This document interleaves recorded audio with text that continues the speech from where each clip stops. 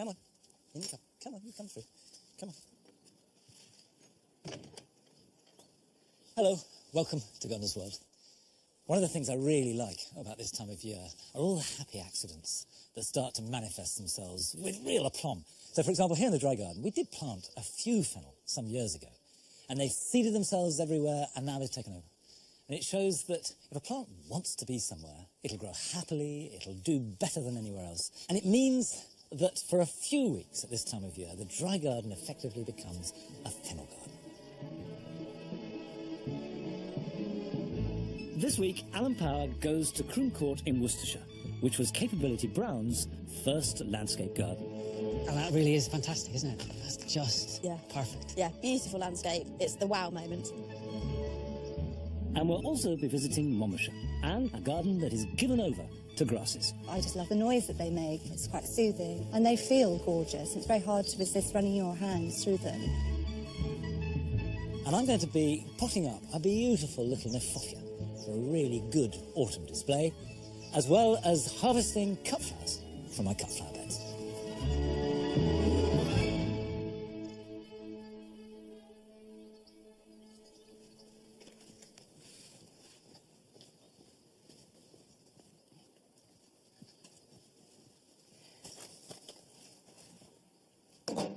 It's hedge cutting time. The birds have left their nests, the hedges have got all shaggy, and now is the time to give them what is effectively a summer prune, which will hold them crisp and trim, not just for the rest of this growing season, but also into winter. You won't have to cut them again until next year. Now, it doesn't matter whether you have an evergreen hedge, a deciduous hedge, small leaf, broad leaf, low, tall like this. There are certain principles that apply to all hedges. And one of them is what machines you use.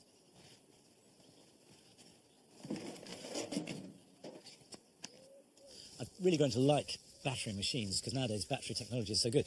This is a great big battery that you carry on your back and of course will last all day. You charge it up overnight. But you can get much smaller ones, much cheaper, which are very good. Last but absolutely not least, ear protection and eye protection is a must.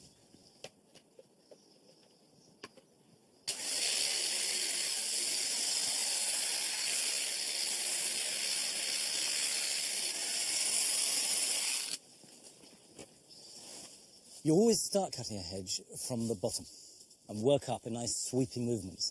And what you need to establish on every hedge is a batter. Now, a batter is a slope, which means you want it to be wider at the ground than at the top. And the reason for that is very simple, because if you cut it dead straight, the plant will have more sunlight at the top, even if it's a low hedge, but particularly on a tall one. And therefore, it will grow stronger. And because it grows stronger, it shades out the bottom, and that grows weaker, and that becomes a vicious circle.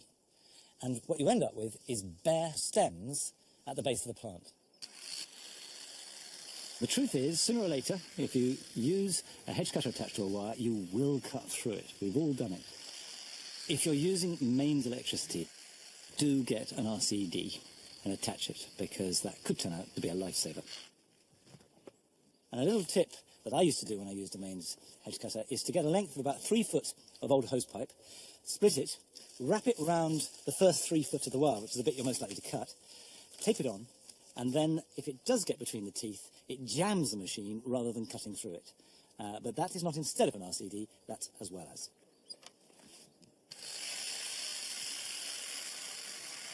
When you're happy with all that you can cut from the ground, then you need to get higher up to cut a taller hedge. Now, don't use a wonky step ladder.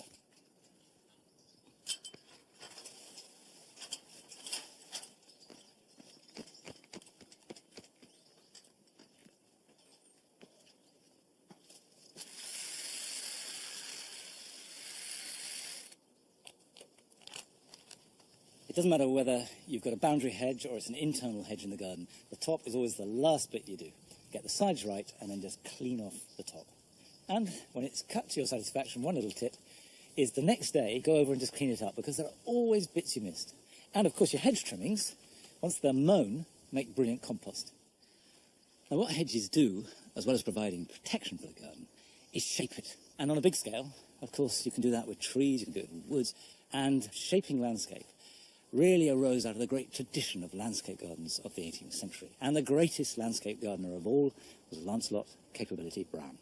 And this year is the 300th anniversary of his birth. And Alan Power went along to one of his great gardens, Croom. Today we know Capability Brown as the man whose landscaping visions changed the face of 18th century England. He's thought to have designed over 200 estates across the country. But there was a time when he was relatively unknown and he was setting out on his first big commission. In his mid-30s and looking to develop his business, Brown was invited to a sprawling rural estate in Worcestershire, owned by the flamboyant 6th Earl of Coventry. Luckily for him, the Earl was keen to give unknown young talent a chance, and Brown was hired to redesign Croom Court and its grounds. Over the last 20 years, the estate's been restored by the National Trust. The garden and park manager is Catherine Olker. That gamble the Earl took on Brown really paid off, didn't it? It certainly did. It was really one of the best decisions he'd made, because Brown became the designer to have, and it was the height of fashion at the time to have this very naturalistic landscape. I mean, it's so exciting. It must be brilliant for you to be involved now at this stage. Yeah. With the legacy that was left behind by the Earl and Brown's relationship. That's right. It's an incredible place to work, and as we restore the landscape and it comes to life, it's like we're seeing it through Brown's eyes. So this dark, evergreen, kind of tunnel effect planting, is this all intentional here then? Oh, yes, it certainly is. It's all part of the design, and it's to contrast with this magnificent view we're about to see. And that really is fantastic, isn't it? That's just perfect. Yeah, beautiful landscape. It's the wow moment. And I suppose, for me, what makes the wow factor even greater is trying to picture what the landscape was like when Brown first turned up. And what was it like? It was completely different to what we see now. The area was known as Segi Mere. It Nice. was a real marshy area. And what Brown did was to create this very, very natural-looking landscape, but with actually a huge amount of work. We can see various little spots to draw the eye out, so we can see just how massive the estate was here. So plane trees, the Chinese bridge down there, cedar trees in the distance, all with the backdrop of the beautiful Malvern Hills in the background. The Earl, I think, was a show-off, and he wanted everyone to know how much land he owned, so that's why you've got eye catchers a mile away. It's gardening on a massive scale. It is, it really is. I came here with great excitement 20 years ago when the National Trust first bought Croom. But when I came, it looked more like a farm. Well, yeah, that's absolutely true, yes. The past 20 years has been hard work, but also we've created really something that hopefully Brown will recognise now. That view is a beautiful view. It was somebody who kind of loves landscapes like this, but it's full of curiosity. You know, there's corners, there's bends, there's an island, and there's hints at a lot more. You know, there's hints at a bridge. And it's just stunning, this area, isn't it?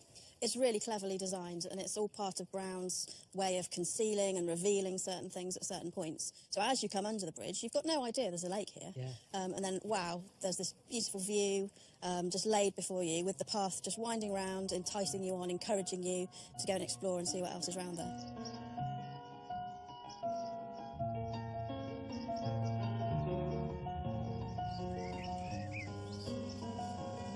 This is stunning, Catherine, isn't it? But for me, when I think of Capability Brown, this isn't what I think of. I think of something very different. I think you're right. A lot of people think of a Brownian landscape as rolling hills and a few trees in a park. But actually, we've got loads of evidence here to show that there was a really big plant collection, herbaceous planting, perennial planting. When you look through the border, you see the Hemerocallis shining in the foreground, but it's repeated in the back. And the blue of the aconites is really stunning. But when you start looking at the detail, you see the cardoons, and that's really an architectural plant, isn't it? You know, the way the temples are in the landscape, truly architectural. What did you build that whole design on? So we were able to look through plant lists and plant bills and choose just the right plants that were here in the 18th century and develop the structure from that. So we know that there were cardoons here, we know that there were certain geraniums here, and we were able to really be as accurate as possible in our restoration of the garden. Brown must have just felt in heaven, you know, as a great gardener, a great landscape designer, having a relationship with an Earl who had the money to fulfil his dreams and Brown's dreams. I mean, I can only dream of that. Yeah, what a fantastic opportunity. And the Earl wasn't worried about spending huge amounts of money on individual plants, individual specimens, and the landscape as a whole cost, in today's terms, millions of pounds. Yeah, but it's worth it. Oh, yeah, definitely. Brown's friendship with the Earl of Coventry lasted his whole life. In fact, he died in 1783 after dining with the Earl in London. I like to think that they were planning the next big spectacle for Croom at that dinner. But it's been really nice for me to come here and see some of what Brown might have seen in his early years. Young trees and shrubs have been planted, buildings are almost complete. and I'm sure he would have loved the idea that his work was being celebrated 300 years later.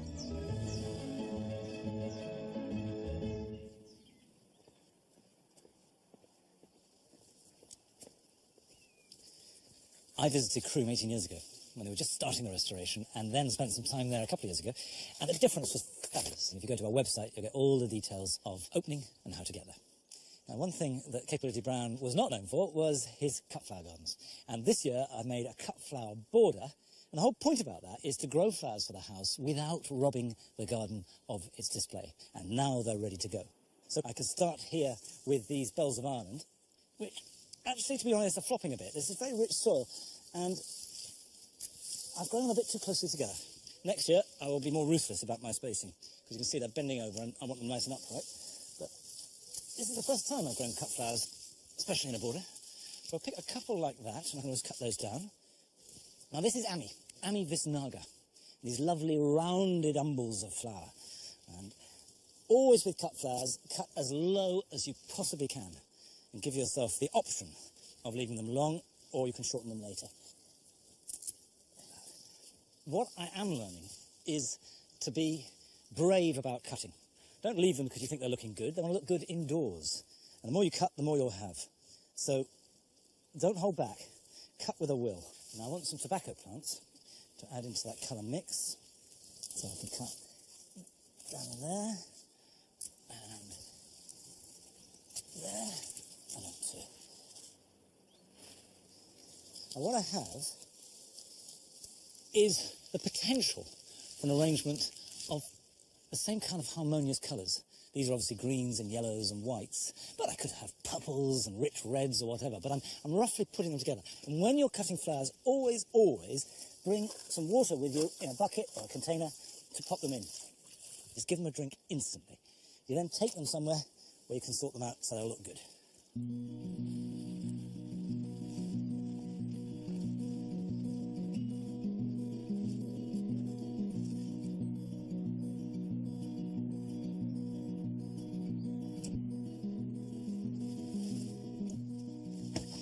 I can't pretend to be a great flower arranger, but I do love cut flowers. And if you have a cut flower bed, you don't have to be precious. Strip off any foliage that's going to be underwater. And in a vase like that, where they're going in, that means pretty much everything below that line. And recut it, and if you cut it at a good angle, like that, you increase the surface area to increase the water uptake. So I'll pop that in, that back, a bit of bells of Ireland.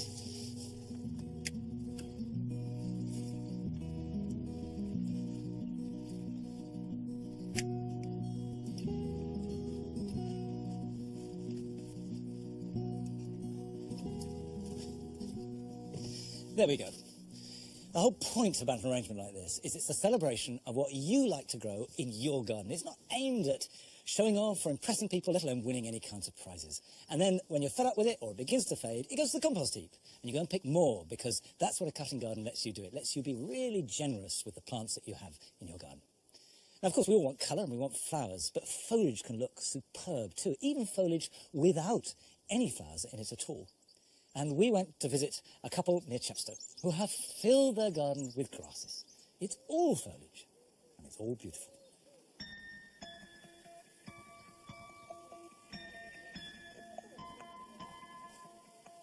I just love the noise that they make. It's quite soothing and I think quite evocative as well. And the way the light catches the leaves introduces an element of light and brightness, lifts your spirits. And they feel gorgeous, and it's very hard to resist running your hands through them.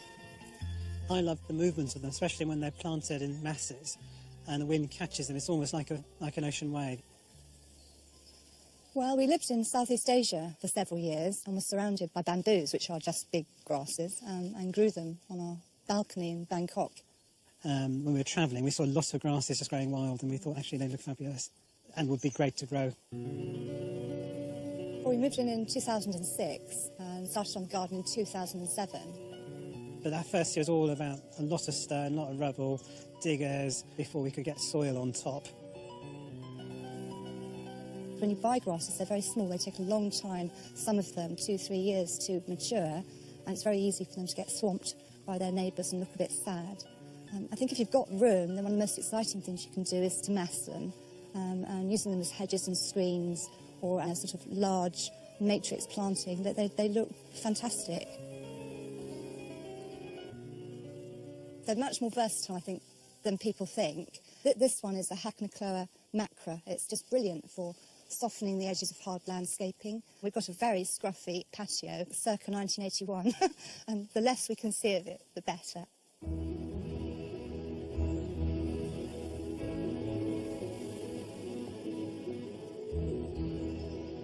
I like to grow the grasses in pots. Some of the exotic ones suit pot life because they've got to come in and out of the greenhouse. The Pennisetum villosum, that's quite tender in this area. I think you can grow it in the south of England, but I put mine into the greenhouse over winter. Other things like the phalaris, which is just going over here, would run in the garden. It would be an awful thug, to the point where some people might call it invasive even. But in a pot you can find it, so it's a good way of getting the effect of these sort of white toothpastey flower leaves without risking it overtaking its neighbours.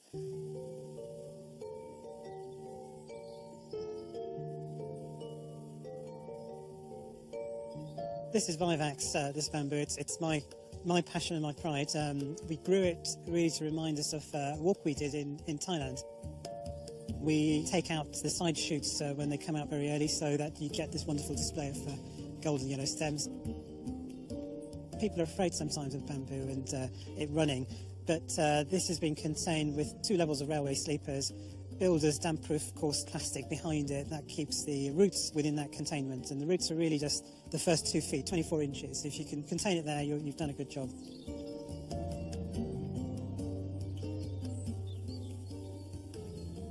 Grasses work very well with a lot of flowering perennials. I think the traditional ones are always the daisy-shaped flowers, so you can use chocolate cosmos, which will give you a nice extended period of flower. Asters work very well in planted borders, especially with some of the taller grasses. I like to use quite a lot of Posicaria. Anything really that you might imagine would grow naturally with a grass in a field is often a good way to look at it. Personally, I love self-seeders. I wouldn't be without them, and I wouldn't have the garden that I've got without them. I can understand they might be a nuisance for some people, and if they are, then perhaps they should look to either grasses that are sterile, the Calumgrostis, or go for something like Miscanthus sinensis, which is a warm season grass that won't actually be able to develop the seed and ripen the seed because our growing season is so much shorter. So I think there are other ways of dealing with the problem than not growing them at all. All the Calumgrostis and the Miscanthus here has been subdivided. So the plants have been grown for over 2-3 years. We started with about tens of each of them, but we needed hundreds to do the planting. You can get 10-20 plants out of each plant. Grasses are a great value. They don't have sort of one look. They go through 4 seasons of interest, and then they thin to an ethereal sort of ghostly skeleton of their summer self.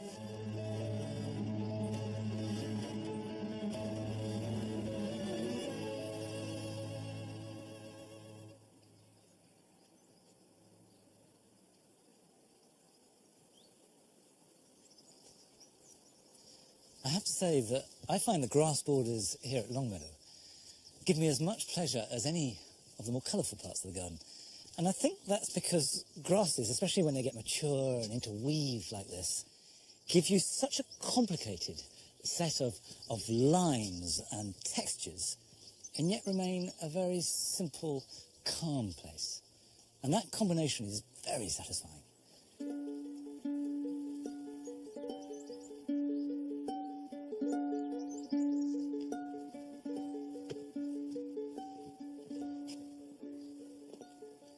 Here on the mound, all the plants have been chosen primarily for their fragrance, and none have been sweeter smelling than these regal lilies.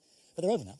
The flowers are setting seed, and the thing to do is to leave them to slowly die back, and that will feed into the bulb for next year's flower. That's fine, but they don't look very good, and also they're tying up a really nice terracotta pot.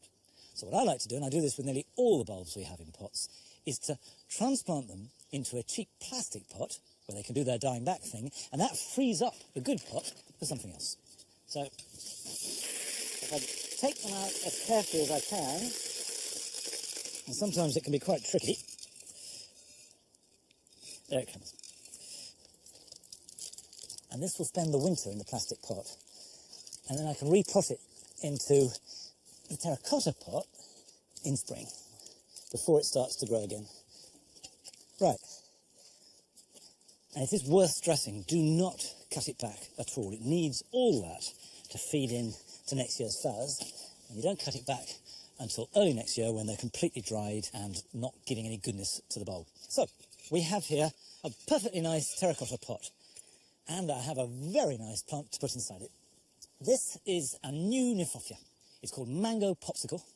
And what I like about it, other than the intensity of the colour, is it's elegant.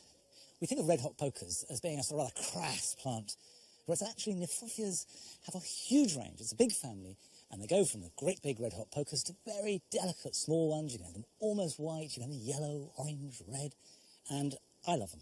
And the great thing about Mango Popsicle is it's exceptionally long flowering. It will flower from June through to September, and that is unusual for a Nymphophia. So if I plant this up, this is going to give me a late burst of brilliant colour. Now Nymphopias come from South Africa. They like fairly moist conditions. And as with all plants, just tease the roots a little bit. That's absolutely fine. You don't need to untangle it or anything like that. But in a pot that size, I can afford to add a decent bit of compost. I've taken a potting compost and I've added quite a lot of grit and garden compost. So good drainage, but lots of feed. So that will go in there like that. And then we will go around it. Firm it in. Water it.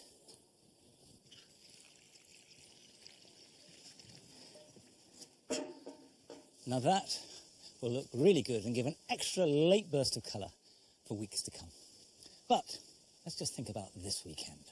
Here's some jobs that you can do right now. French beans, dwarf and climbing and runner beans are hitting their most productive period now. But keep picking them, even if you can't eat them all, because that will provoke fresh new pods, and any excess are very easy to store by freezing. Raising herbaceous perennials from seed is easy and saves a lot of money. And if you sow them now, they will germinate, can be stored over winter, and then the young plants have a head start before they begin their growth next spring. At this time of year, as flowering perennials finish their performance, some, like these campanulas, can look shabby, and they won't get any better. So have the courage to cut them back hard. This will tidy the garden up and also create space in which you can plant spring bulbs.